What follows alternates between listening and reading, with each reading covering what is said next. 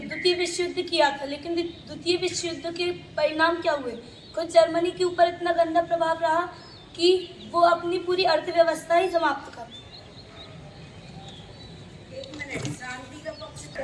जैसे हमने देखा है कि गांधी जी, महात्मा गांधी, वो भी तो अहिंसा पूर्ण से चल रहे थे। वो भी जो भी समस्या उन्हें हल करनी थी वो भी क्रांतिकारी रूप लिए थे, लेकिन अहिंसा के माध्यम से, शांतिपूर्ण माध्यम से, ना कि उन्होंने अस्त्र शस्त्र उठाए थे, जिससे किसी भी व्यक्ति को ठेस भी नहीं पहुंची थी और अपने आप सब चीज़ सुलझ भी गई थी। पर इसके अलावा हमारे देश में कुछ और ऐसे क्रांतिकारी थे, जैसे कि भगत सिंह, जिन्होंने बहरे कानों को सुनाने के लिए संसद में बम फोड़ा और लोगों के दिल में एक नई उमंग पैदा करी। और सबसे पहले झांसी की रानी ने 1857 की क्रांति के द्वारा ही लोगों के हृदय में एक उत्साह आज़ादी पाने का पैदा किया। इसके अलावा सुभाष चंद्र बोस भी ऐसे महान क्रांतिकारी थे, जिन्होंने यह नारा दिया कि तुम मुझे खून दो, मैं तुम्हें आज़ादी दूंगा, और उनके बल पर भी हमें आज़ादी प्राप्त हुई है। डच और फ्रेंच भाषी जो लोग थे, उनके बीच में वहाँ पे उन्होंने शांति कायम की, समझौते की। लेकिन अगर हम वहीं देखें, श्रीलंका में भी जातीय युद्ध चल रहे थे, और अभी तक अगर वहाँ कोई सिचुएशन आती तो वहाँ पे वापस गृह युद्ध की संभावना रहती है। अगर वो बेल्जियम जैसे शांति स्थापित करते तो आज भी श्रीलंका में विवाद नहीं होते। और ये भी आपने कहा कि न्याय और इसके लिए हमें युद्ध करना पड़ेगा, लेकिन ऐसा नहीं है कि हमें सिर्फ युद्ध ही करना पड़ेगा। हम शांतिपूर्ण भी उसको युद्ध को वादविवादों को सुलझा सकते हैं, जैसे कि नीदरलैंड और इस एल्स ऑफ सी में भी हमने देखा कि वहाँ पे शांतिपूर्ण उस वाद विवाद को सुलझाया गया, जिससे कोई भी संसाधनों का दुरुपयोग नहीं हुआ, किसी की भी मानव क्षति नहीं हुई, और जो वाद विवाद था वो पूरी तरीके से सुलझा भी। जो कूटनीति चल रही है, लेकिन ईरान ने अपना परमाणु कार्यक्रम नहीं रोका। अगर बातचीत काम नहीं कर रही तो क्या हम हाथ पर हाथ रखकर दुनिया को तबाह होते देखते रहें? होता है, इस्लामिक धर्म का मतलब ही शांति होता है, और जो उसमें अभिवादन करते अस्सलाम वालेकुम, उसका मतलब होता है तुम्हें शांति दो। अगर जो ईरान है वो एक मुस्लिम कंट्री है, वो लोग अपने धर्म के प्रति कट्टर होते हैं, तो उन लोग का ये व्यवहार करना कहाँ तक उचित है? तेहरान के पास जब तक सांप का सिर सुरक्षित है, तब तक दुनिया के निर्दोष नागरिक आतंकी हमलों से मरते रहेंगे। तो वो शांति से उनका हृदय परिवर्तन, लेकिन शांति से उनका हृदय परिवर्तन थोड़ी ना हो पाएगा। उनके युद्ध करने का मेन रीजन है क्या? युद्ध कराई क्यों जा रहा है जब युद्ध करने का कोई है ही नहीं? जैसे अगर भारत पाकिस्तान का देखें तो पाकिस्तान हमेशा आतंकवाद को प्रमोट करता है, तो अगर आतंकवाद को ही हटा दिया जाए तो युद्ध की तो आशंका ही नहीं होगी। लेकिन जब आतंकवाद ही शांति से नहीं मान रहा हो तो हमें युद्ध तो करना ही पड़ेगा। तो उसके लिए कोई शांति समझौते के लिए पूरे विश्व को आगे तो आना पड़ेगा। सारे विश्व के इस्लामिक कंट्रियां अधिकांश आतंकवाद को बढ़ावा देती हैं, तो इसके विरोध में अगर पूरा विश्व शांति स्थापित करने के लिए अगर कुछ कदम उठाता है तो आतंकवाद को भी हटना पड़ेगा। वो सुबह प्रारंभ होता था और सूर्यास्त के साथ खत्म होता था, लेकिन जो अभी वर्तमान में युद्ध चल रहा है उसके अंदर जितने भी रूल्स है वो सब तोड़े गए हैं। IHL रूल्स के अकॉर्डिंग, जो जॉन कॉन्सले ने बनाया है, उसके अंतर्गत जो युद्ध है उसमें किसी मानवीय क्षेत्र जहाँ लोग रहते हैं वहाँ पर अटैक नहीं होता है। अटैक करने से पहले जिस जगह पे आपको अटैक करना है वहाँ की आपको लिस्ट जारी करनी पड़ती है, लेकिन जो ईरान है, ईरान ने जिन 15 जगहों की लिस्ट जारी की थी उसमें अमेजोन जो कंपनी है उसका नाम नहीं था, तो फिर उस पर अटैक क्यों किया गया?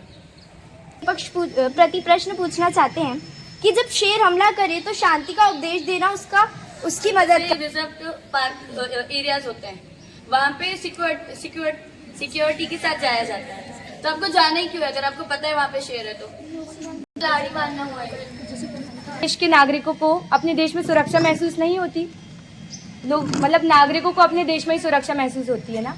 तो जब हिटलर ने अपने ही देश के लोगों पर आतंक शुरू किया था तो क्या वो एक दमनकारी शासन नहीं था? जब सिंहली लोग जो थे तमिलों पर अत्याचार कर रहे थे, तो तमिल भी तो उसी देश के नागरिक थे, वो अपने देश में सुरक्षा महसूस करते थे, पर वहाँ पर सिंहलियों ने उन पर अत्याचार किया तो उनको विरोध तो करना ही पड़ा ना उस चीज़ का, कि वहाँ हो नहीं सकता था। करना पड़े ये ज़रूरी नहीं है। हम शांतिपूर्ण आंदोलन के द्वारा भी उस वाद विवाद को उसको दबा सकते हैं। और अगर देखा जाए कि अगर आपके घर पर भी कोई लड़ाई होती है कि आप चाहते हैं कि आपके घर पर लड़ाई हो, लड़ाई छोटी सी भी होती है तो वो पूरे हर चीज़ को मतलब सोच समझ ऐसी, यहाँ तो बहुत बड़ी बात है, देश का दूसरे देश से युद्ध होने जाएगा तो वो उससे क्या मानव शक्ति और संसाधनों का रस के अलावा क्या मिलने वाला है आपको? या कम करने के लिए कीमोथेरेपी की तकलीफ सहनी पड़ती है, उसी तरह युद्ध भी वही कीमोथेरेपी है जिससे हम मारपीट की तकलीफ को थोड़े दंगे फसादा में सहने पड़ते हैं, पर उससे जो अत्याचार हो रहा है वो खत्म हो जाता है। आपने मारपीट करी, सामने वाला क्या करेगा? सामने वाले ने मारपीट करी तो फिर आपने भी मारपीट करी, उससे क्या हुआ? सामने वाला भी मरा और हम भी मरे। और अगर किसी एक इंसान मतलब एक पक्ष जो है वो बच गया, उसके बाद हमारा जो सामने वाला पक्ष है तो वो तो ख़त्म ही हो गया, उससे वो अपना देश जो है वो कैसे रह पाएगा शांति से? आपने अपना देखा, लेकिन सामने वाला जो हमारी भारतीय संस्कृति थी कि हमारा जो हमारे भारतीय संस्कृति स्टार्टिंग से कहती आ रही है कि हमारा जो अतिथि देवो भव, वैसे ही हम जब दूसरे अतिथि का सब देख सकते हैं कि हमारा वो देव के समान हम मानते हैं, तो हम सामने वाले के लिए सिर्फ मानना हमारा उद्देश्य रह जाता है। फिर हाँ, हम इस बात से सहमत है कि शांति से समझौते किए जा सकते हैं, परंतु इतिहास यह गवाह है कि गांधी जी ने भी हिटलर को पत्र लिखे थे। क्या हिटलर ने उनकी बात मानी, शांति समझौता किया? और हिटलर का उस टाइम पे जो भी था वो अपन को नहीं पता, लेकिन अजीत देवगन है, वो भारत के जाने माने व्यक्ति हैं। जैसे बहुत सारी जगह पे ईरान, इजराइल, अगर जैसे जब पाकिस्तान परमाणु टेस्ट कर रहा था तो अपने यहाँ के कुछ जो लोग थे वो वहाँ पे गए थे देखने के लिए कि कहाँ पे हो रहा है, पूरे विश्व में किसी को नहीं पता था। जो अजय देव थे उनने बहुत सारे टेररिस्ट को बातों से अपनी बातें मनवाई गई हैं, जैसे बात करके समझौता किया है, जिसके कारण युद्ध रुके हैं। जब भारत आज़ाद हुआ था 1947 में, उसके बाद जो नॉर्थ कोरिया साउथ कोरिया का अटैक चल रहा था उसमें भारत ने समरसता स्थापित की थी, तो उससे भी तो शांति स्थापित हो सकती है। जितने लोग होते थे सेना उनको ही क्षति पहुंचती थी, बाकी जन सामान्य उस युद्ध से प्रभावित नहीं होता था।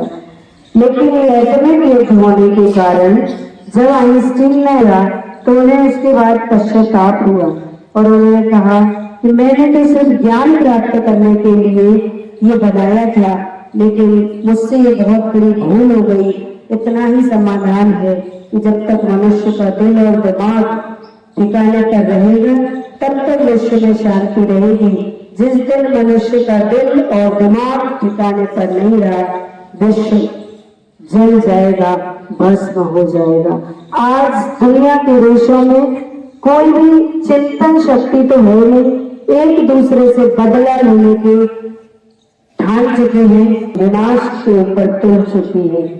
युद्ध जब कभी भी मंत्री ऐसे हुआ करते थे कि युद्ध को टालने के लिए दोनों पक्षों के बीच में कुछ समझौते करवाया करते थे। भरत बाहुबली का उदाहरण हम सबके सामने है। भरत भी शक्तिशाली थे और बाहुबली भी शक्तिशाली थे, और दोनों के बीच अगर युद्ध हो जाता तो पूरे जगह त्राहिमाम मच जाता। तब मंत्रियों ने उन्हें शांति समझौते के द्वारा सलाह दी कि तुम दोनों ही शक्ति, और उनके बीच में तुम युद्ध हो, दोनों को भी क्षति नहीं पहुंच पाई तो जन सामान्य भी बच गया। तो शांति समझौता ही क्या करे, इस तरह से तरकीब थी, युक्ति थी युद्ध को रोकने की। तो इस तरह हम ऐसी जगह